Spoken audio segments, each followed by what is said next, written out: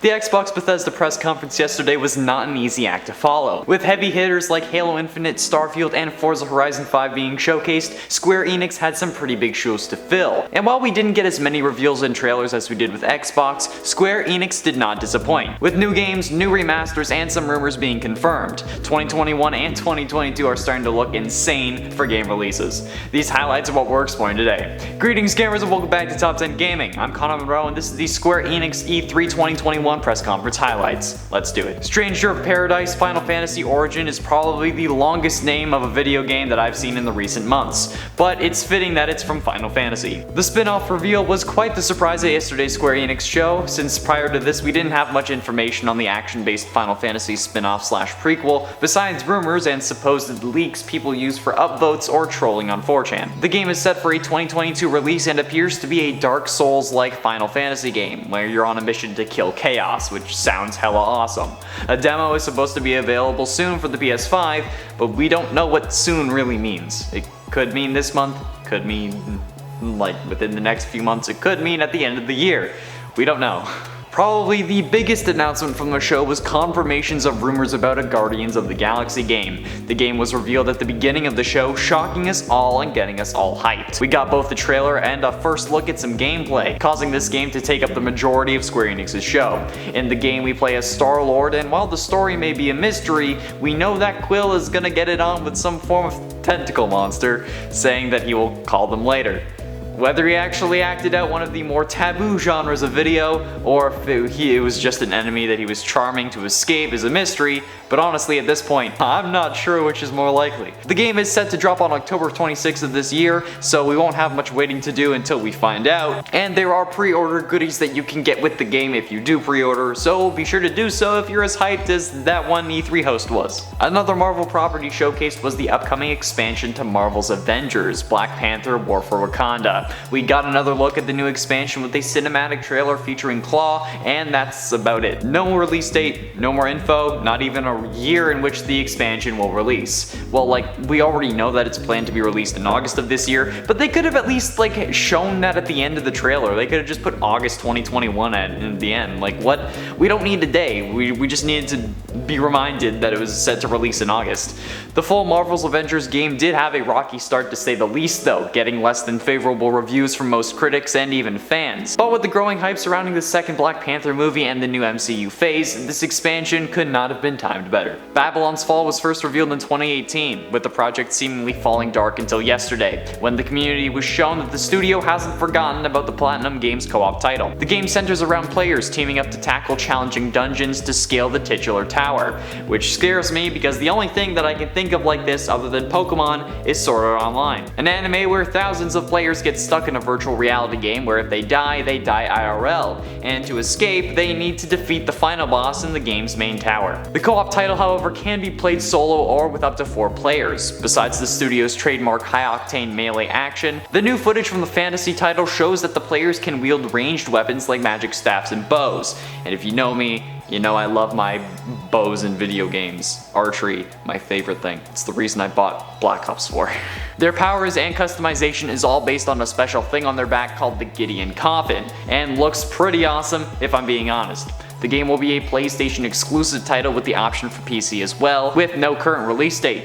You can also apply for the closed beta, but if they ask you to put on a VR headset, don't do it. The first 6 Final Fantasy games also made an appearance unexpectedly at Square Enix's Expo yesterday, with Final Fantasies 1 through 6 getting what they're calling pixel remasters, which I'm guessing is just a re-release of the game improved and optimized, but in the same style as the originals, no 3D graphics. The games are said to release soon, but like I said earlier, we don't know when soon is. For my father it was in 4 hours, unless someone else said it, then it had to be instantaneous, but we don't know what counts as soon for Square Enix. The remasters will be available on PC and mobile devices, being downloadable on both the Apple App Store and Android's Google Play. We also got a few looks at upcoming Life is Strange games, with the new Life is Strange True Colors getting a release date of September 10th of this year, and a small preview of what's to come with it, as well as the Life is Strange Remastered Collection coming September 30th of this year, only 20 days after the new game. However, pre-orders for that are live now.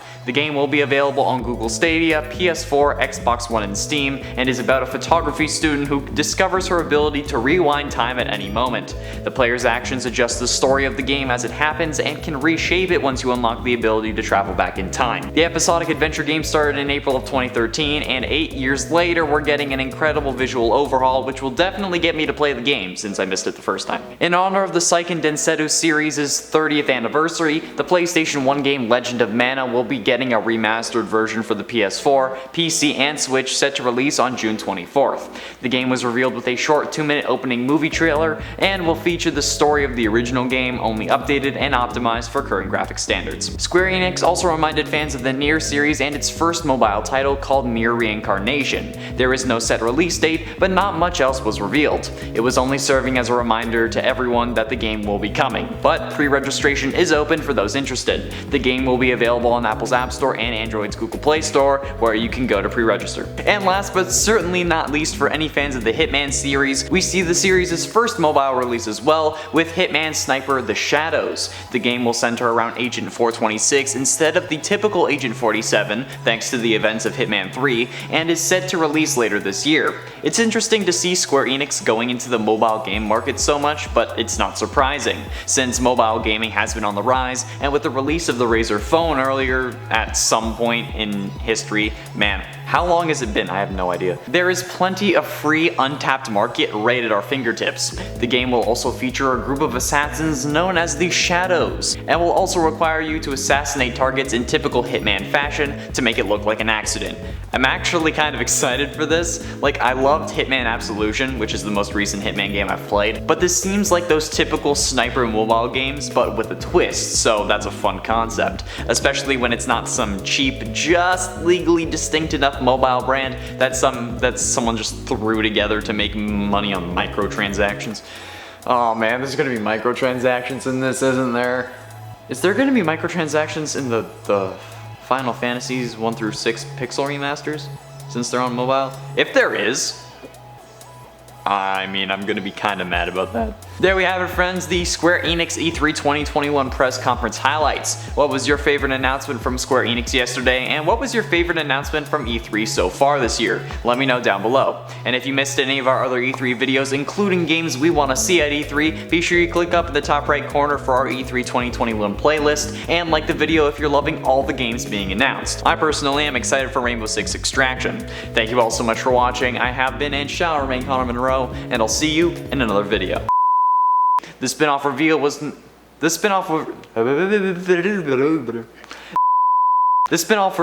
quite the showcase. Surprise. Wow, how can I not read? I literally just wrote this. The first 6 Final Fantasy games also made an appearance unexpectedly in Square Enix's. Why is Square Enix so difficult to say? The first 6 Final Fantasy games also made an appearance unexpectedly in Square Enix's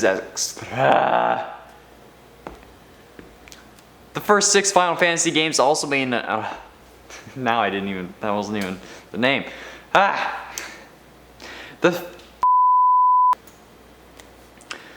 And last but certainly God damn it.